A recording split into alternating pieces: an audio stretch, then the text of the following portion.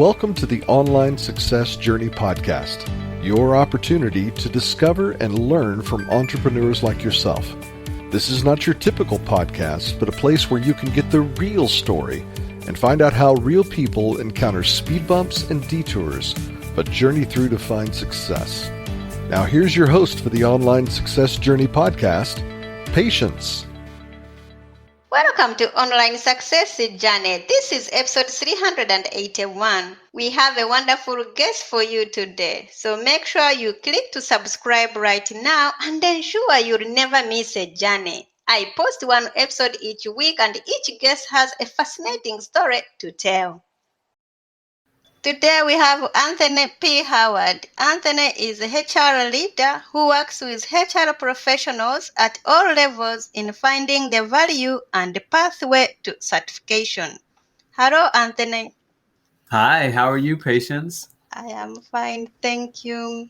My audience are excited to hear your story. Just start by telling us one thing we are going to learn from you today. I believe that the number one thing that you'll learn from me today is that by being different, by going off of the beaten path, that you can find even higher levels of success.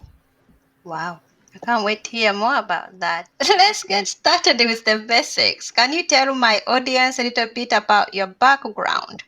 Yeah, I originally wanted to be an elementary school teacher, but here in the United States, that profession isn't valued highly from a compensation perspective. And I was very practical as it relates to that and said I had goals that I wanted to accomplish that required finance in order to do it. And so I pursued, I went on a discovery on doing something different. And it wind up having me fall into the human resources profession at a very early age, 23 years ago, to be exact. And it has been one that I have been very passionate about because I understand the impacts of it. I prided myself of entering the profession and growing in the profession and having an impact in the profession as a non-traditional profile, meaning that, I do not look like or have the profile of a person that's typically in it here in the States. So, and I was raised by my grandmother. My grandmother raised me when I was younger, and there was an old school values that was infused into my upbringing. And I really account a lot of my success to her and the work ethics and that she instilled in me. And also with the saying of do better. So be a better person in general to not only myself, which is important, but to others. Wow, what a background, Anthony. But why do you do what you do? Yeah. So, I mentioned that I wanted to be an elementary school teacher. And so I knew that I wanted to have an impact. And so HR was one that had a component of it, of training and development. And through a bizarro way, I wound up still pursuing that passion of being able to transfer knowledge to others, but with the big kids, with the adults. And I even found greater purpose with it because human resources is the partner to leaders as they make decisions that ultimately impact people. Those decisions that can have an impact to a person's quality of life. Just imagine, we spend the majority, a good number of our waking hours working for a company or an organization, at least most of us do. And if that manager is horrible, then you have a horrible experience. You're stressed, you're thinking about what you need to do the next day. But as an HR professional, I'm able to ensure that the business, one, make the right decisions and putting the right people into place. Two, those that aspire into leadership, help them increase their leadership effectiveness.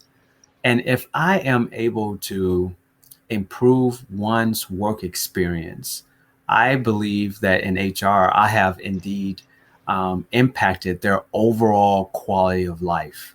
So this is really the important aspect for me, is that for those that choose a corporate profession, HR is so important. A lot of us, we're the hidden heroes. No one really knows about us, but people say, "Oh, you hire, fire, interview," but there's a lot of other dynamics around that, that's important to the employee experience, which is connected to, overall quality of life. Let's put man aside. How do you know you are successful? That has evolved.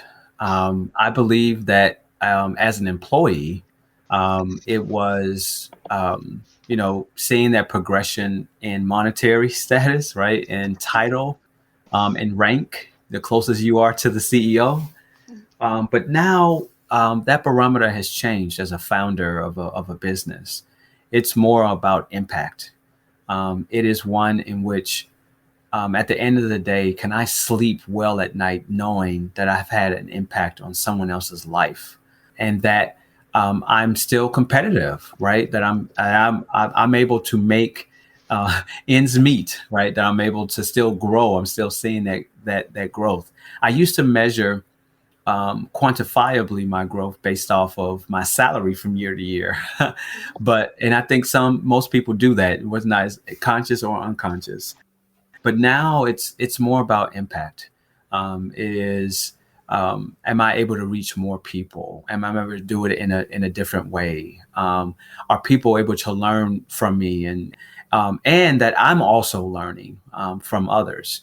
My measure of success is where I am at in the Maslow's hierarchy of needs. And I can honestly say, in this business that I'm in now, I'm in the highest level of self-actualization. So with that, I am successful.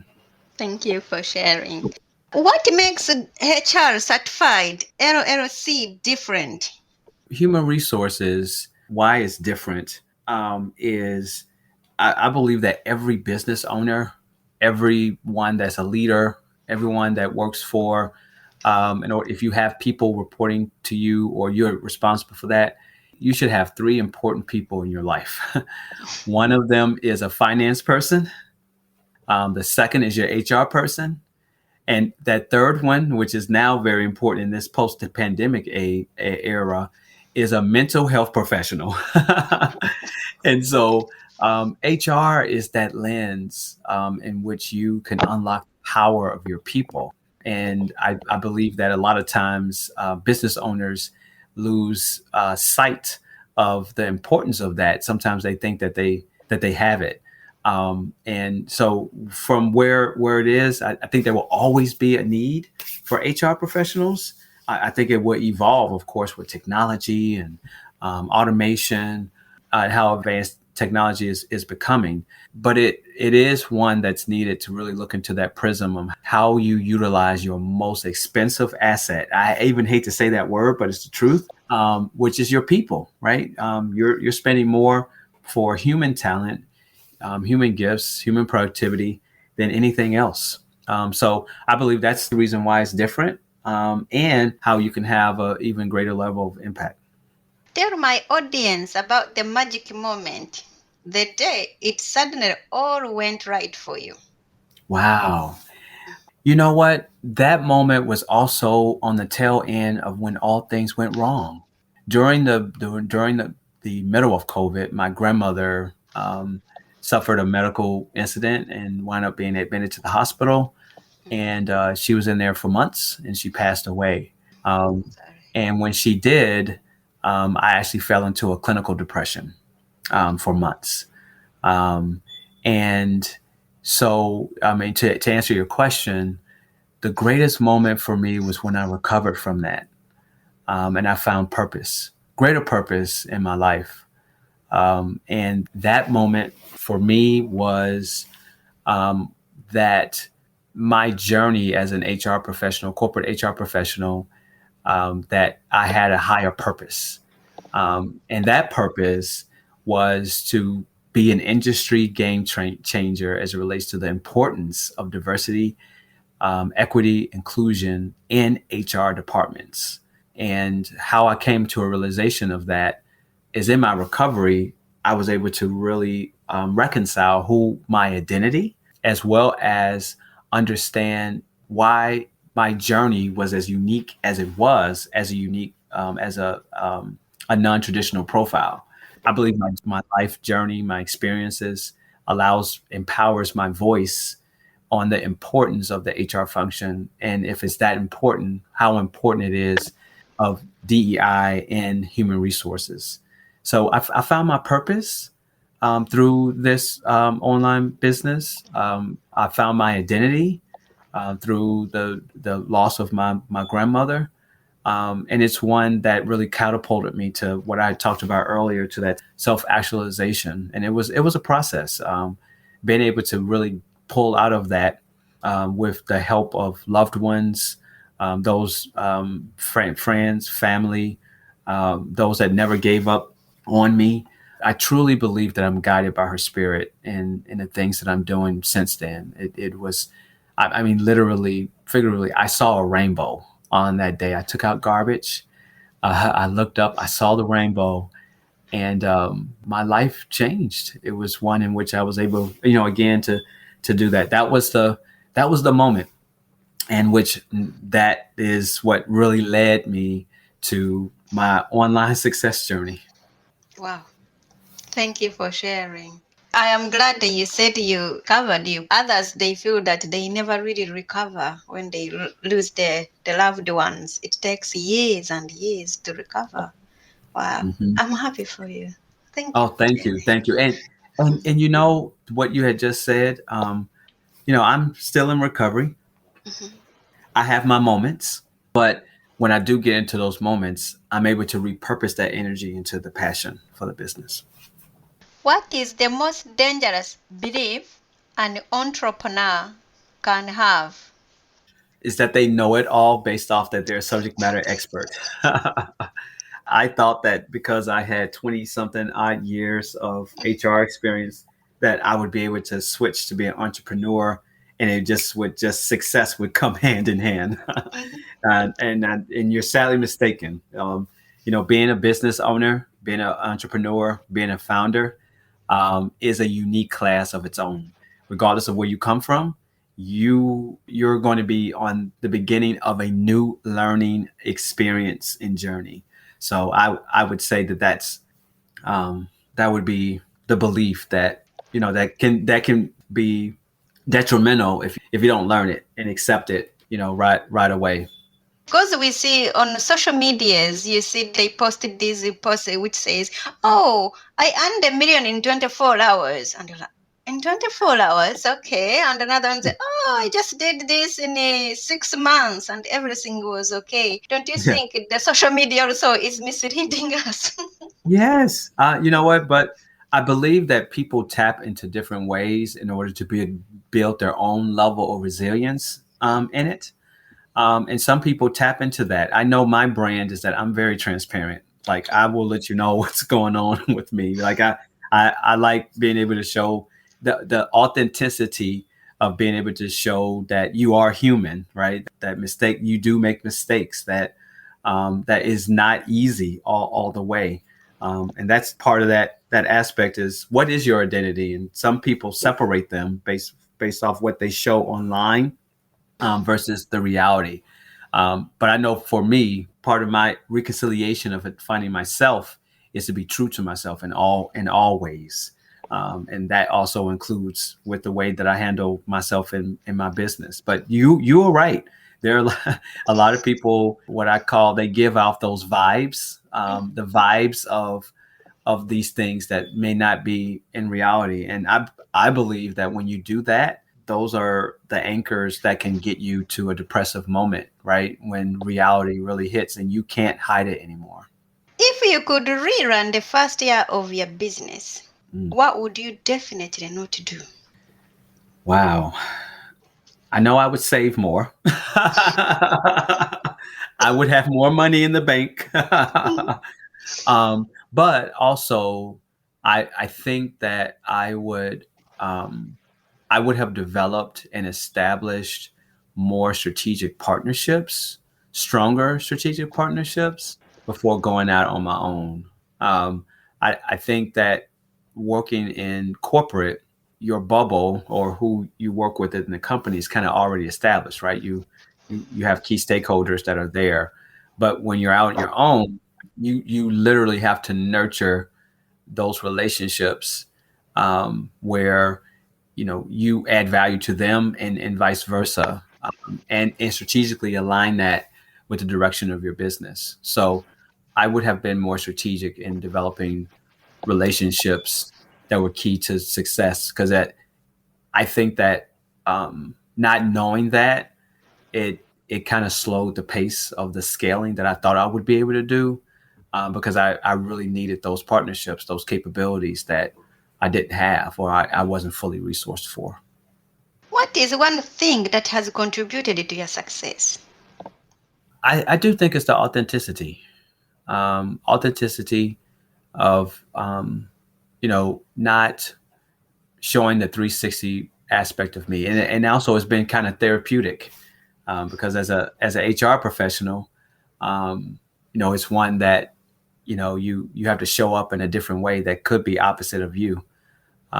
So I think that has been the number one thing, is that I've been able to simultaneously heal, and at the same time, show authenticity, because I think that customers like that. They want to know that you're a person, not a reality show person, but a real person that they could relate to.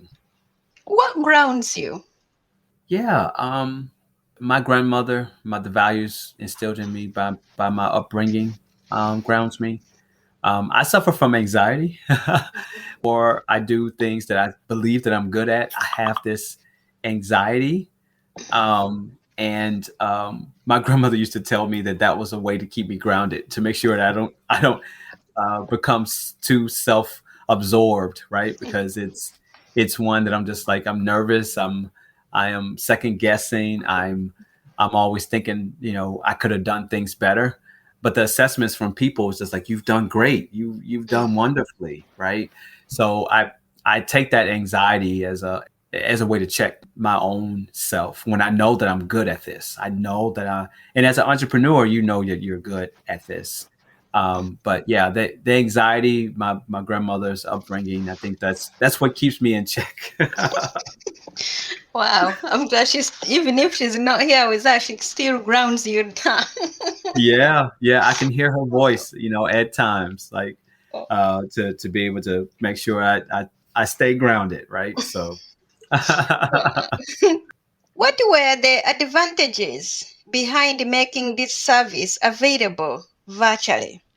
I believe that since COVID, there's just been a different view on the way that people connect, and the value of that. I mean, my business became online because of COVID. I used to do in person, right, mainly, but the advantages is it's conducive to, an adult, right? It's one that, I offer services at night, at times where, or during times where people are not typically at work. So people are able to pursue the professional development opportunities without it being at conflict with their day job. And then also the ability to connect and network is extended upon, a physical room. I can connect people around the globe, in the same city, in the same country. So it extends the ability for connectivity. And then last but not least is as it relates to just being wired in general. I mean, we're in a technology age. So it kind of level sets everyone to a baseline technical competency, because you're going to need it, right? You need it in order to really survive, especially if you're looking to professionally develop. You got to get online. You got to use Zoom. You got to use, some form of applications, right? So those are all the advantages of having it online. Let's talk about your business. Tell us about it and who can join you. Yeah. So I am a professional development organization, a professional coaching organization. We are human resources for you, for the individual, and also for the business owner. I had indicated that, every business owner, if you have direct reports, should have individuals that supporting you in your role, because you can never perfect it. The only thing you can do is get better. That we can help craft customized professional development plans for you, regardless of your role. Are you an employee? Are you a manager? Are you a business owner?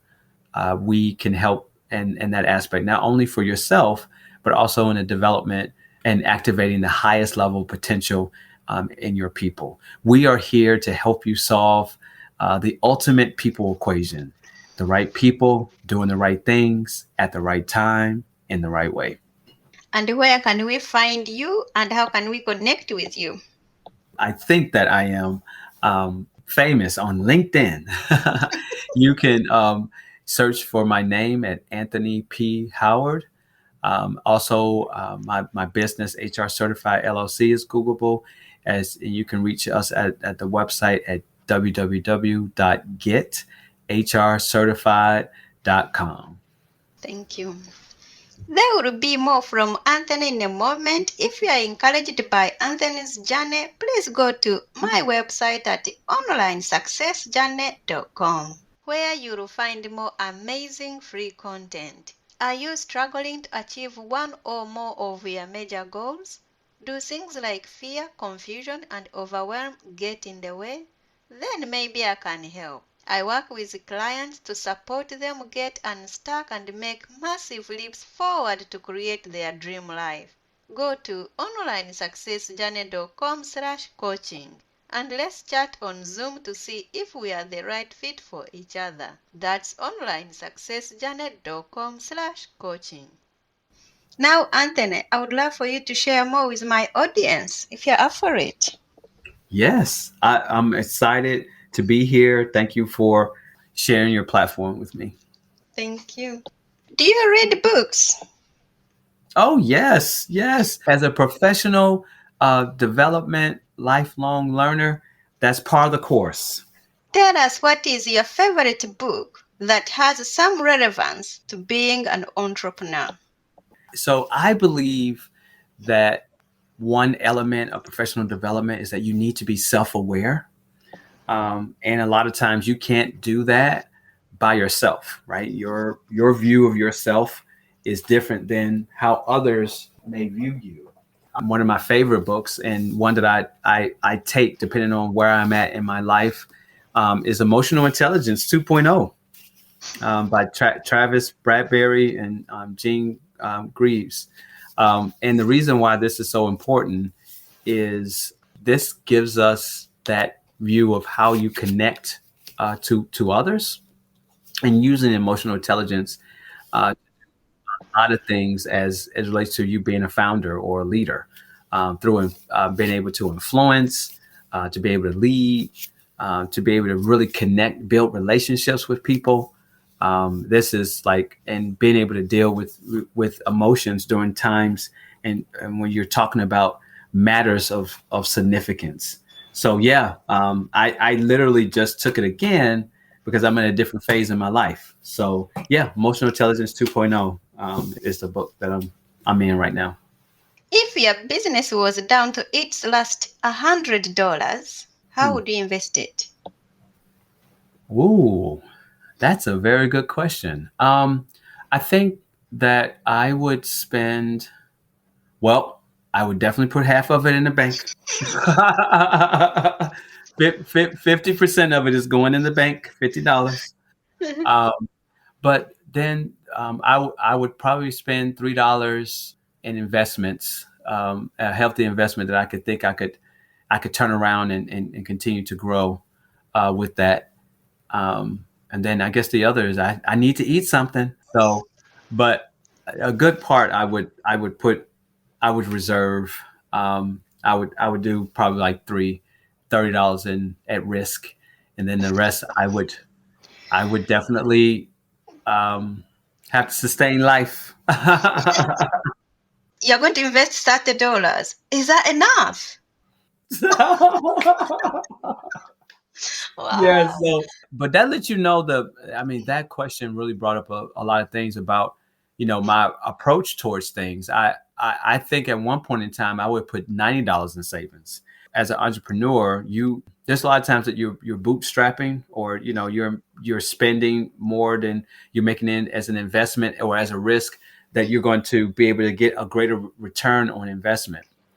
So if I were to put that into practical terms now, I think I took the question literally. That if I were to put it into practical terms, I would spend $65 in investment, and I would flip the script, right? When you got $20 in savings, and the rest I will make it. So, but yeah, it's really about making smart investments and being able to turn what you have, and being able to multiply that through smart investments. There's some risk as it relates to it, but I mean that's what the business is about. I mean, you got it. You have to take the risk in order to make more, and that's what it's about. Every day you're making decisions that involve a high level of risk as a business owner. Wow, thank you for sharing. If you had a little note in your pocket, what would that be? Trust the process. I think that has been one of my growth opportunities, where you want to package everything and predict what the outcomes would be. But I believe in this new era for me, post recovery, is that you don't need an explanation for everything, and the things that are meant for you are meant for you. Even if you don't understand it at that time, it will make sense over time. And by trusting the process, overall, it has produced a greater result, versus having to apply logic to it all. So, yeah, trust the process. Do you feel like you succeeded, or like you are only on the way? No, I believe I've succeeded. I want to say both, right? I've succeeded and I'm still on the way. Yeah, no, I believe I've succeeded. Going back and assessing what I've accomplished, especially in the last 9 months, without the assistance of an employer, I have succeeded, and that success will continue. So yeah, that question is a good one, because everybody judges their level of success differently. And it definitely has evolved for me to always in a pending status, to one where I really, really do cherish and embrace the wins, the little wins, the big wins. But in the end, I'm winning. So that means I'm winning. Will you ever stop? No, not at all. Always those, periods of time of doubt, but I am always reaffirmed that I'm walking in my gift. And again, I believe that I'm walking ordered steps through the spirit of my grandmother. So absolutely not. No, I will keep going. Never quit. What question could I ask you now, as we come to the end of our time together, that would help you to share some additional wisdom to our listeners? The importance of coaching, the importance of professional coaching. I think a lot of times we either feel as though that is something that's unattainable, too expensive, or that we don't need it. And the reality is we all need it, especially those that have online businesses.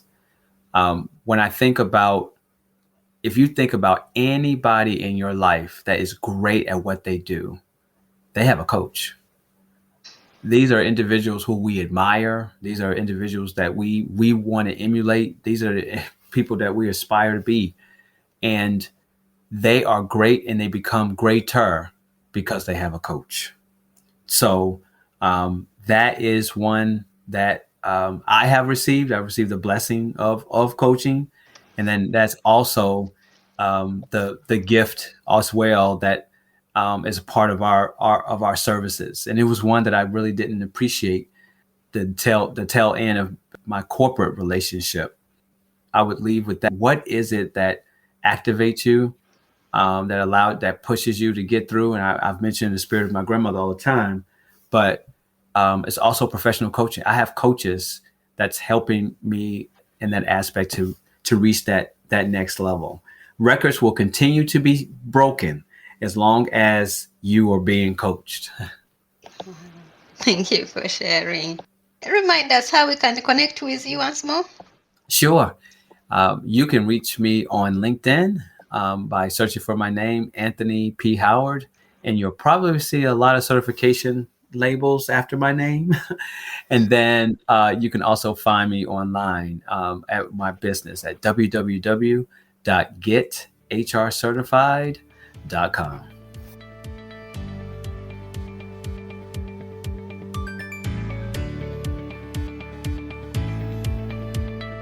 This is not the end of the journey. We hope you've enjoyed listening to Patience and her guest and want you to know that there are hundreds of episodes available at onlinesuccessjourney.com. Patience would like to thank you for listening to the podcast, and she has a free gift for you on her website, including an audio compilation of her guests' best tips, uplifting stories, and even a bit of fun. Additionally, there are special clips of over 250 episodes that have never aired on the podcast and are only available to members of the Online Success Journey. Check the website and click on Join Now to get free and instant access. Of course, you know that listening to the journeys of others helps us each chart our own path.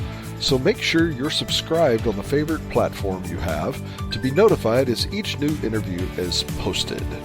There are so many ways to stay connected to the Online Success Journey and listen in. And if you're enjoying the podcast, we appreciate your help in telling others. One of the best ways to share the benefit you get is to rate and review the podcast at Apple Podcasts and other sites. We appreciate your help and your willingness to share the journey. One last thing. If you're feeling a bit lost or overwhelmed on your own journey, Patience can help. Check out our coaching sessions on how to set goals and double your productivity while you're at the website. Working with Patience is a great way to get back on the right path. On behalf of Patience, and until next time, thanks once more for listening. It is our hope that this podcast will guide you on your own online success journey.